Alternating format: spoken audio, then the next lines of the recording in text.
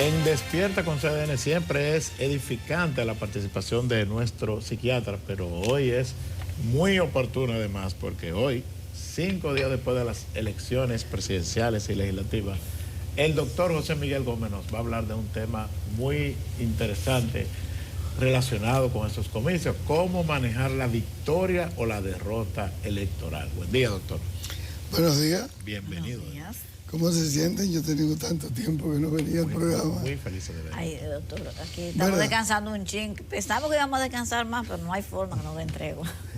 Aquí estamos para hablar hoy de salud mental, pero relacionado con el tema con el proceso electoral, con el tema político.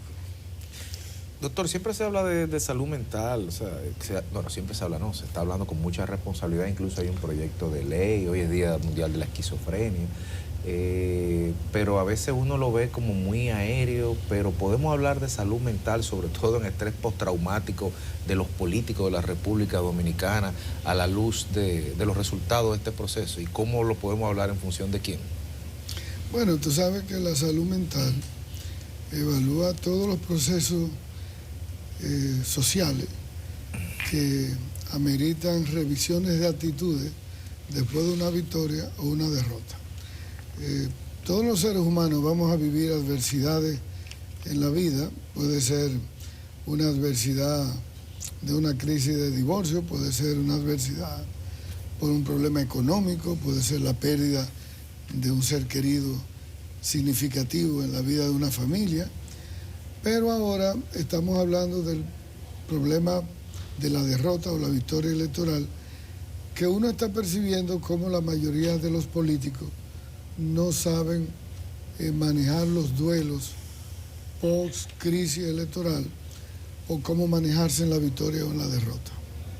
Es lo que le llaman estrés postraumático, es lo que le hablan del síndrome de burnout, el político quemado, el político que no conecta, que no se reconecta, que no puede, que ha perdido la empatía emocional para conectar con la sociedad, o el político que no tiene la habilidad o la destreza social para entender los fenómenos sociales que infieren en la política y por tanto no le da buena lectura a lo que pasó.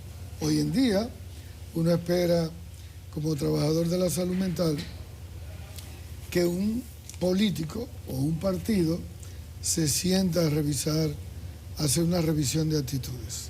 Es decir, ¿qué pasó con su partido, con su liderazgo, que no conectó con la sociedad, y qué pasó con el que ganó?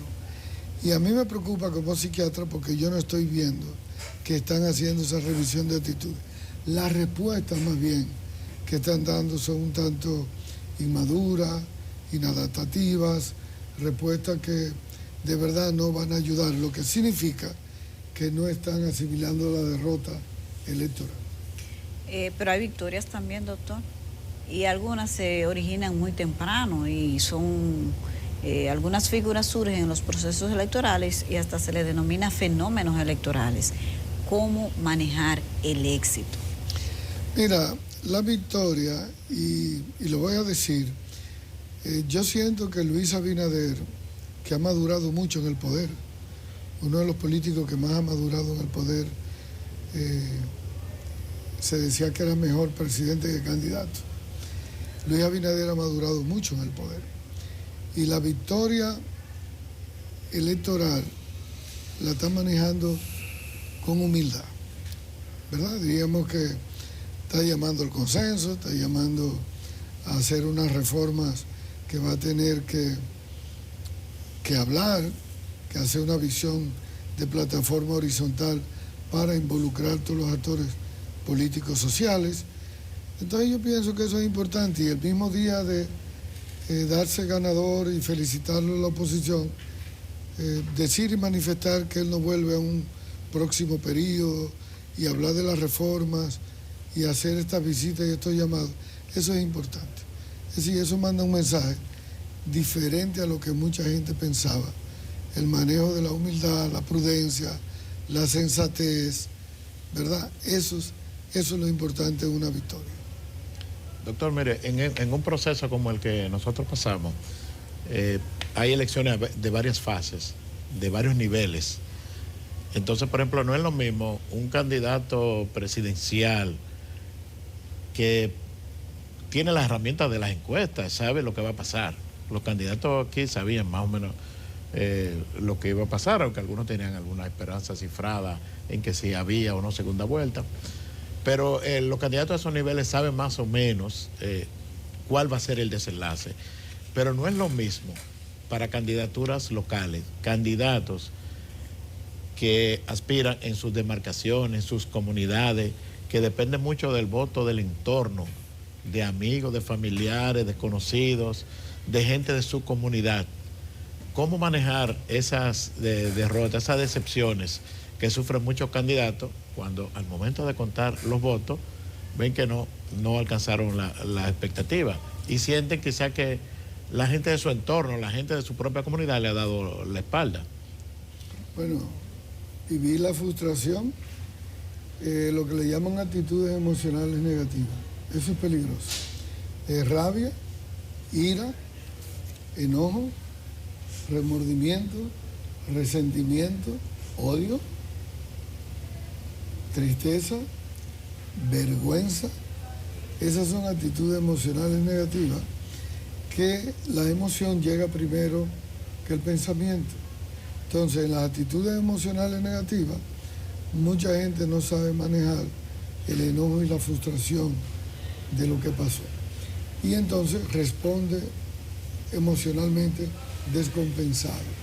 Es decir, no tiene la capacidad para manejar el silencio, la prudencia y dar una respuesta después de manejar el proceso del duelo.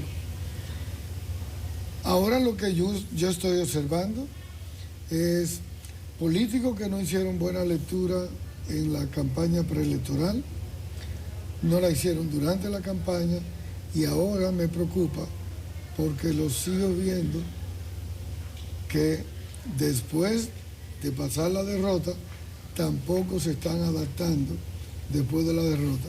Y eso es peligroso porque eso te habla de analfabetismo político, eso te está hablando de inmadurez. Y en un adulto que tiene muchos años en política, que debe dar buenas lecturas, incluyendo aceptar la pérdida y hablar desde la pérdida y desde el dolor, no hay ningún problema en hacerlo.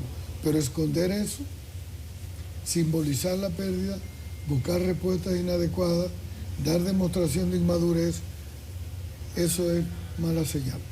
Doctor, por ejemplo, en episodios de belicistas, episodios bélicos del estrés postraumático, las personas que participaron, pues el que pierde cuando llega a su casa, que la guerra se perdió, como pasó en Alemania en la Primera Guerra Mundial, pues ya perdió la guerra. O sea, hay un tema de duelo, hay una etapa, hay una constatación de una realidad. Pero a raíz de los resultados del domingo, y nosotros estábamos analizando esto ahora, nosotros percibimos que el conflicto electoral, por decirlo de alguna forma, no ha amainado, sino que sigue por otros medios, sigue con tensiones de que si me reúno en la Casa Nacional, de que si voy aquí, que si la reunión con los precandidatos. Entonces, las personas que se supone que deberían estar en duelo, en reflexión, no tienen tiempo porque el conflicto sigue. Entonces, ¿cómo pueden sustraerse de la rutina que no para poder reflexionar si sigue el conflicto generándose como quiera? Mira, en los conflictos, cuando tú no tienes una respuesta adecuada al conflicto, en lo que le llaman asertividad, la capacidad para manejar la conflictividad y tener una respuesta, lo mejor es hacer silencio, tomar pausa, tomar distancia, para que tú puedas organizar tus emociones y tus pensamientos. Es saber lo que va a decir, cuándo lo va a decir, cómo lo va a decir, dónde lo va a decir y qué tú quieres esperar de lo que va a decir. Entonces, estas reacciones que han salido desde la oposición, a mí me luce que no están midiendo los resultados y las consecuencias. En una población que se ha divorciado de ellos, una población que ya no lo ve como su líder, entonces tú tienes que tener cuidado con no seguir reproduciendo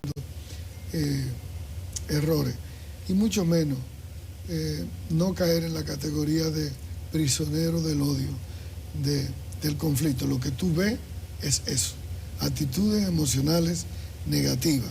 Es diferente cuando tú das demostración en tu comportamiento social y político de actitudes emocionales positivas. Cuando tú te manejas con compasión, con reciprocidad, con altruismo, con solidaridad, con empatía, con alegría, ¿verdad? Cuando tú las actitudes emocionales, tú las derramas hacia los demás con propuestas. Yo pienso que lo mejor que puede hacer la oposición en este momento, y debió de ser, fue involucrarse con la reforma, forzar la reforma y verlas como bien, para poder no dejar el escenario solo al presidente, que es la otra parte política que va a sumar con las reformas pendientes. Entonces, si tú te divorcias de los proyectos de reforma y no participas, tú sigues dejando el escenario al otro. Y lo otro es que te sigues divorciando de las necesidades primarias de la población. Entonces, ¿con qué escenario de propuesta va a salir si tú te dejas excluir en términos de propuestas políticos sociales y donde tú estás en desventaja? Yo pienso que hay una torpidez, yo pienso que ahí no están obrando, pensando de forma asertiva. Doctor, producto del resultado electoral último del pasado domingo, pero ya los síntomas venían desde el 2020, las elecciones de febrero, y ya se consolida una tendencia de mayor abstención de la población a ir a las urnas. ¿Qué podría estar sucediendo entre la gente que más de 1 millón de repente prefiere no ir, que antes iba a votar, y la clase política? Mira, eso es un dato muy importante porque si tú te pones a analizar el comportamiento social desde el punto de vista de la psicología social, tú te das cuenta que las provincias más pobres fueron las que mayor votaron. Las provincias donde hay más urbanidad, más desarrollo, la gente se involucró menos. Santiago, Santo Domingo. Y esas son las personas que tú no le vas a dar la explicación de decir que el gobierno pagó para la abstención de esas personas. Estamos hablando de sectores altos, medios y medio bajos. Sin embargo, en la exclusión y la marginalidad, en la pobreza de las provincias más pobres y más excluidas, hubo una votación de un 70-67%. Bueno, eso tiene varias lecturas. Primero, la movilidad social es una de las causas de esa abstención. Mucha gente que se moviliza desde la parte rural a la parte urbana se desconecta y no quiere ir a regresar a votar. Otro que se fue al exterior. Pero también está la desmotivación y la apatía, la falta de conexión. Y con quién yo me identifico y las propuestas, el ausentismo a propuestas. Y también el que la alianza RD no pudo articular algunos productos de prisioneros del odio, no pudieron ponerse de acuerdo en Santiago con llevar un candidato a senador en conjunto que pudieron haber ganado, y así en otras provincias, y se dividieron demasiado. Y ese resquemor lo dejó expresar la sociedad dominicana, pese a que en toda Latinoamérica el 50% de la gente de abstención en los procesos electorales. Este es un país que todavía tiene un proceso electoral más militado, pero los políticos van a tener que buscar conectar con la sociedad, articular propuestas sociales desde la sociedad. Y yo pienso que los partidos minoritarios que volvieron a repetir el escenario de poca votación tienen que entender que eso no es posible hacerlo 3 meses antes de las elecciones. Van a tener que ir a militar con las comunidades, con la Junta de Vecinos, con articular con los sectores sociales, militar más en propuestas para que la gente sienta que tiene doliente de causa en los generadores de propuestas sociales.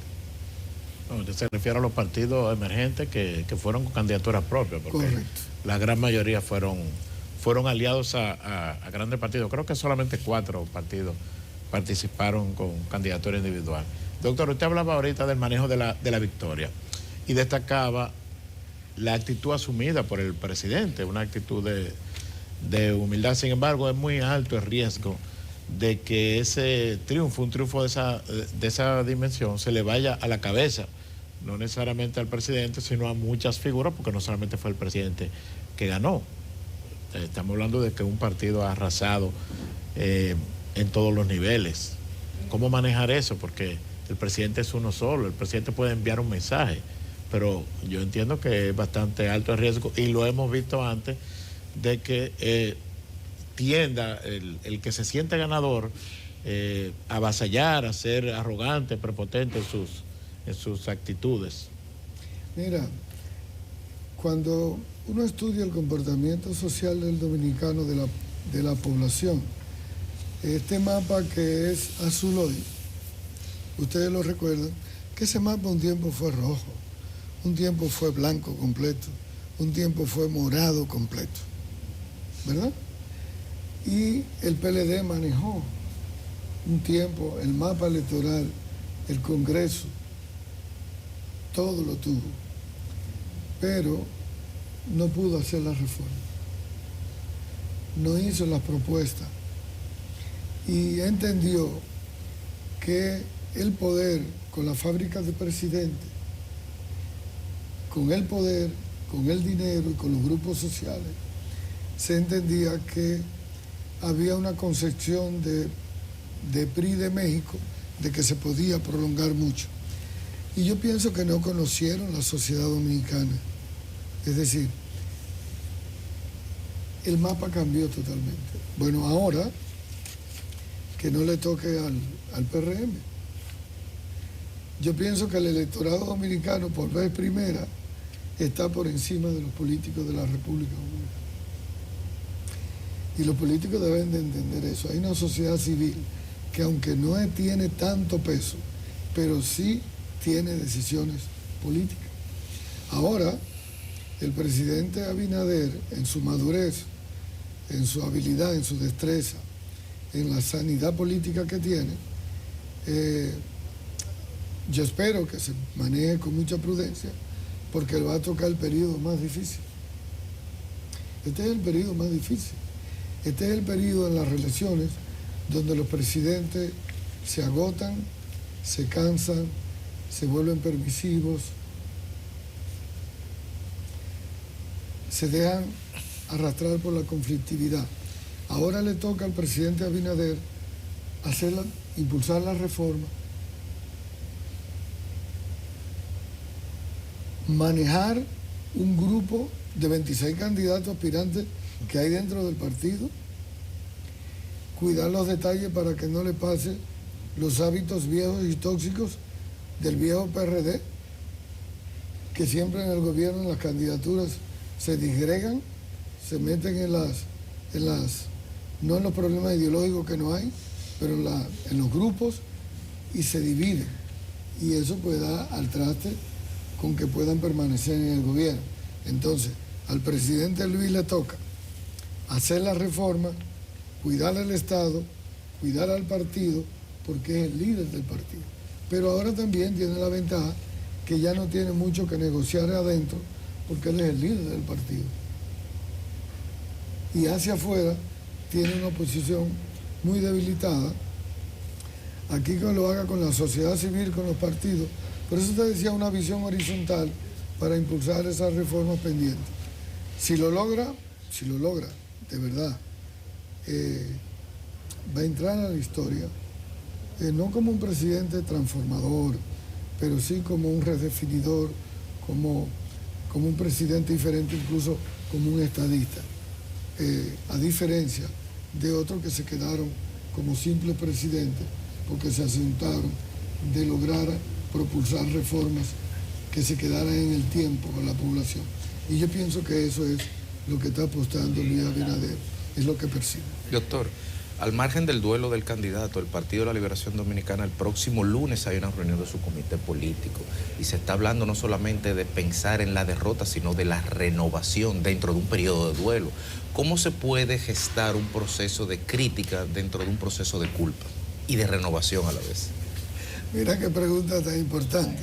Eso no lo ve mucho cuando a mí me toca en la consulta privada manejar una crisis de una familia en herencia, en una repartición. Trabajar el duelo de un divorcio, donde hay muchos intereses, para manejarlo no traumáticamente.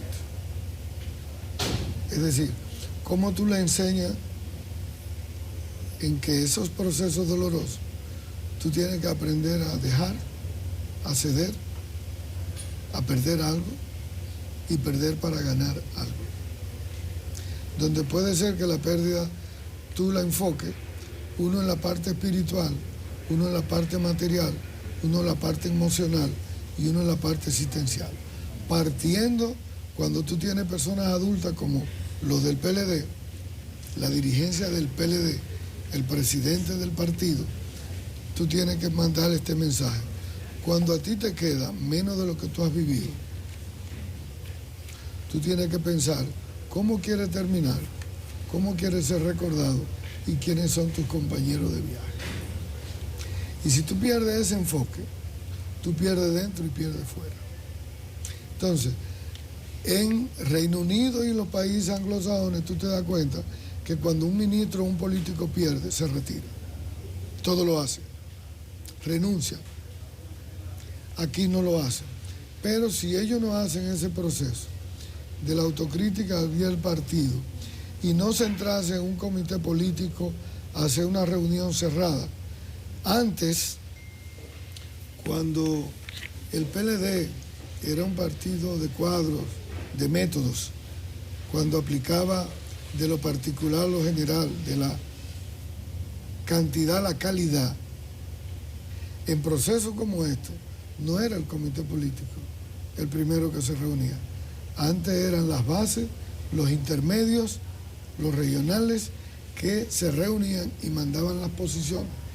Y de último era el comité político, que lo que era retomar y recoger las experiencias de las bases para discutirla y unificar una razón de criterio y dar una propuesta. Ahora tienen años haciéndolo así y no le ha ido bien. El escenario le ha dicho que no le ha ido bien. Entonces yo pienso que ellos van a tener que manejarse con mucho tacto, con mucha humildad, tienen que incorporar a nuevos jóvenes. El viejo relevo atosigado en el partido va a tener que ceder si ellos quieren tener un partido diferente, ¿verdad?